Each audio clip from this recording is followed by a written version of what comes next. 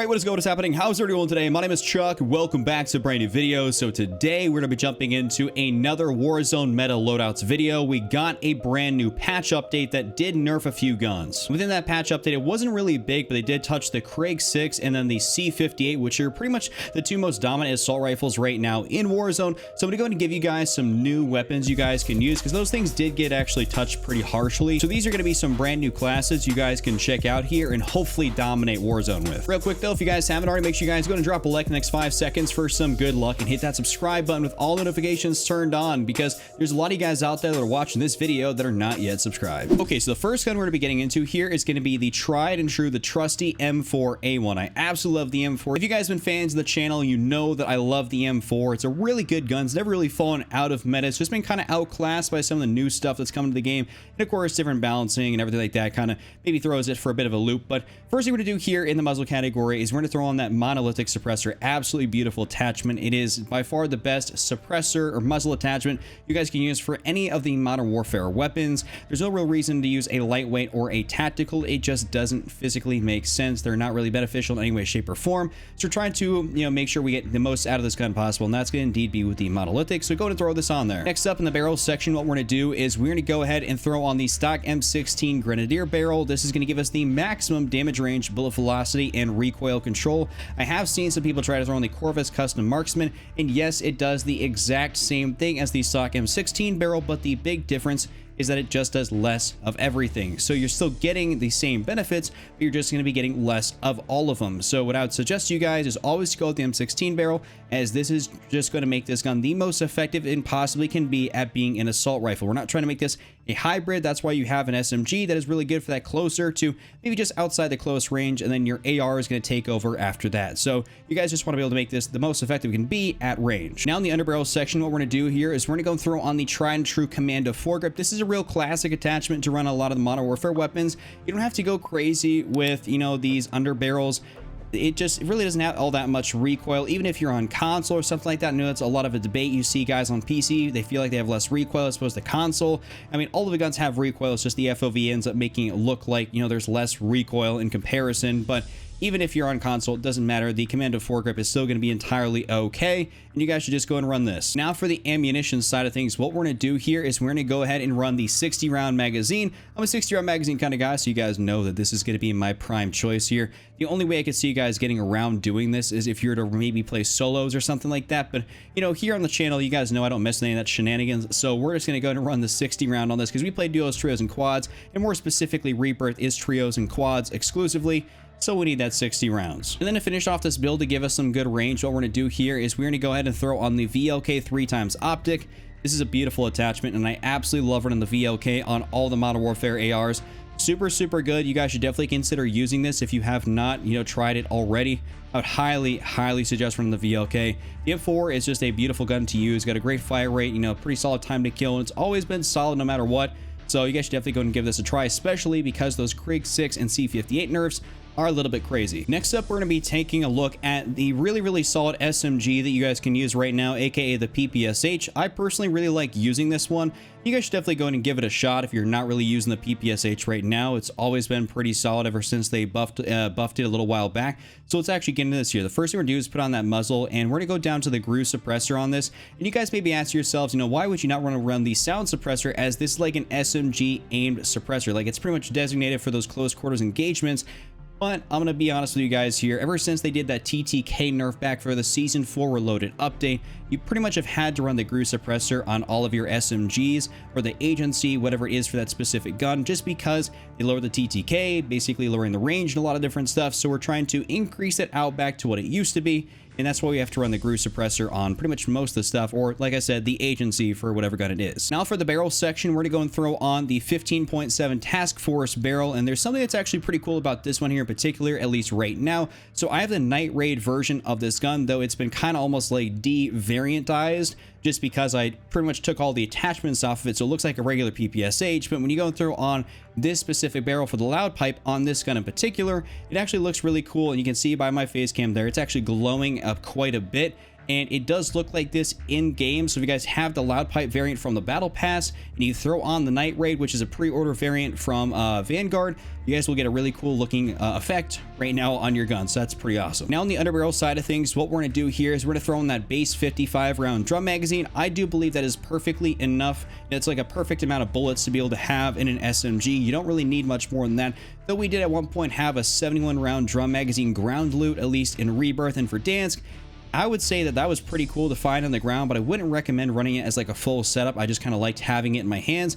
I would say 55 is more than enough, especially when you get these attachments on here. You're going to be fairly mobile. You're also not going to incur any ADS penalty, which is huge, and that is super awesome. In the laser section, what we're going to do here is we're going to throw on that beautiful Tiger Team Spotlight for the increased movement speed and aim walking movement speed. This is going to really help us out be more agile, and apart from even doing that, the flashlight does actually have a light up type of effect. So if you're running into something that's got a bit of a dark corner into it and you think somebody could potentially be camping there, it's going to help you kind of illuminate that specific position. Not a lot, but at least does enough to the point where you can see somebody that's going to be there. It is very, very beneficial because people like to hide in dark corners in Warzone. They like to sit and camp. If you can pick somebody off faster and, you know, identify that that's an enemy, this is going to be really crucial and very, very beneficial to you. And to finish this build off here, we're going to go into the stock category, and I'm going to say you guys can either put on the PKM or the Spetsnaz stock here, or you can throw on the Raider stock. Either or is going to be perfectly fine. My personal preference is going to be the Raider stock. That's just kind of what I've ran on a lot of my SMGs, but I have ran the Spetsnaz PKM stock here, and it's worked out perfectly fine. I did that in my video yesterday for the trying out this PPSH variant, and it worked actually beautifully. So it just kind of comes down to what would you rather have. For me, I just prefer the Raider stock, but you really can't go wrong with either. It's not like there's, you know, a #1 attachment you guys have to run on your PPSH. Overall, this gun's very solid. You guys should definitely go and give it a try. Apart from this glowing barrel on this variant with this combination, it's actually really cool in game to see this, and you guys should definitely just give this gun a try anyways. Okay, so now we're jumping into the EM2. So this gun is a little bit interesting because it did technically get a nerf. They lowered down the torso damage from 1.1 to 1.0, which is really not that big of a deal. What they did is they really decreased the amount of time that you actually need to ADS, as the ADS time on this thing was like pitifully slow. It was terrible. So that's kind of making this gun a lot more viable now. So we're going to go ahead and outfit a build for you guys that's going to be pretty sick. So for the muzzle category, what we're going to do, we're just throwing that agency suppressor. Like I said, this is an AR, so we have to use the biggest suppressor, or the one that's going to give us the most range and everything. This also does help out with our vertical recoil control, as the EM2 does have a decent bit of vertical recoil. So you guys should definitely just go ahead and run the agency. And if you don't happen to have the agency, run like the regular suppressor or something like that, and you'll be good to go, at least until you get the agency. You know what I'm saying? Now in the barrel section, we're going to go ahead and throw on the 25.8 Task Force barrel. This is going to give us that increased bullet velocity, horizontal recoil control, effective damage range, and vertical recoil control. The recoil stuff is pretty much like one of the most selling points on this thing here. And like I said, it has a bit of that wacky recoil, so we're really trying to mitigate that as much as possible. I mean, this is going to slow us down ever so slightly, but that's entirely okay. We're not trying to make this a super, you know, agile mobility build.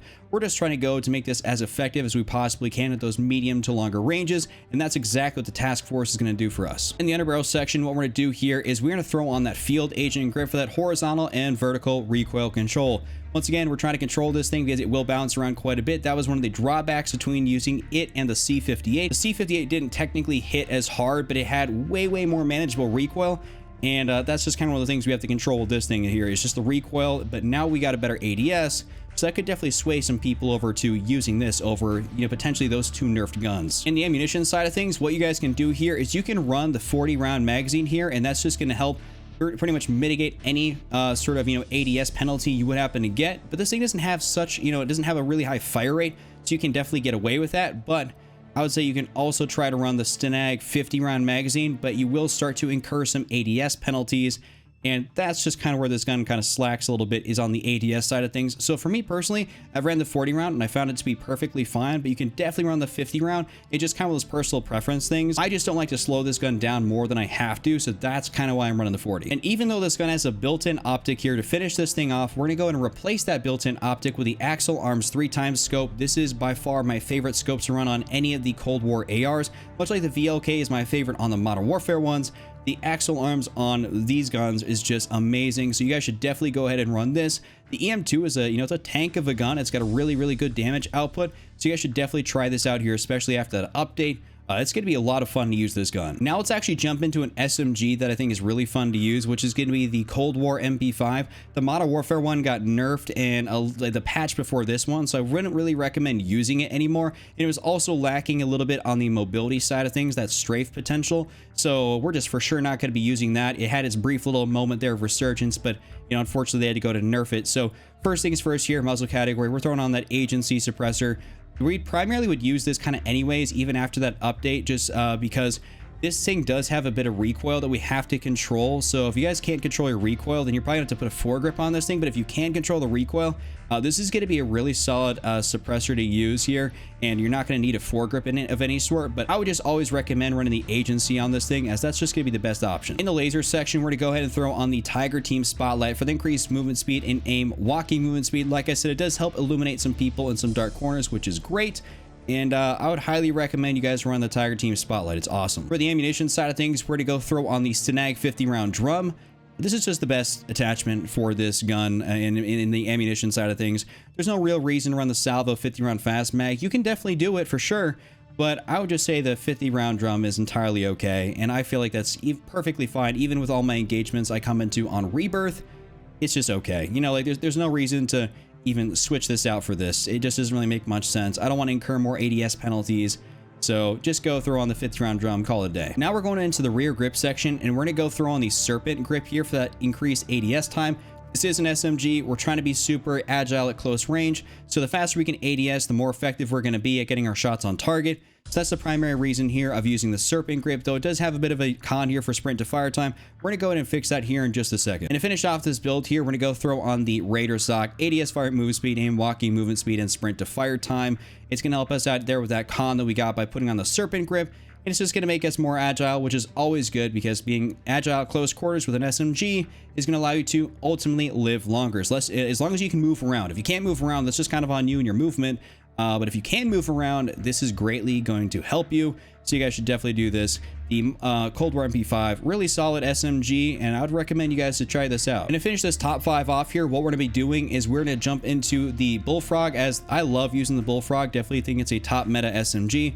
First thing is first here, I've actually found good success running the sound suppressor on this thing. For whatever reason, it just actually happens to hit pretty hard, so I've been really liking that as more of recent as opposed to the GRU. So you guys should definitely go ahead and try out the sound suppressor. Let me know what you guys think down in the comment section below. I really like the sound suppressor on this thing, at least as of recently. In the barrel side of things, what we're going to do here is we're going to throw on that 7.4 Task Force barrel. This is going to be the most effective barrel to give us that damage range and bullet velocity, and of course it helps with that strafe speed. It says cons of vertical and horizontal recoil control, but we all know if you've been using the Bullfrog that that's pretty much false. It doesn't have hardly any recoil to begin with, so we're entirely okay with using this. In the laser section, once again, we're going to go throw on that Tiger Team Spotlight. Absolutely love using the Bullfrog here with the Tiger Team. That movement speed is just great, and I think this is probably the best attachment, though I have seen some people say you can use like the Bruiser grip and it's a pretty similar effect. I also just like the fact that you can, light people up in corners, as that it can be, real pain in the butt to deal with in Warzone. In the rear grip side of things, we're going to throw on that Serpent wrap for that increased ADS time. Overall, hey, this is great. I mean, you just can't go wrong with increasing your ADS time, and that sound suppressor is going to also help with that. So you're going to be ADSing pretty quick with this Bullfrog setup. And last but not least, we're going to throw on that KGB skeletal stock here. Increase ADS fire move speed, aim walking movement speed, and sprint to fire time.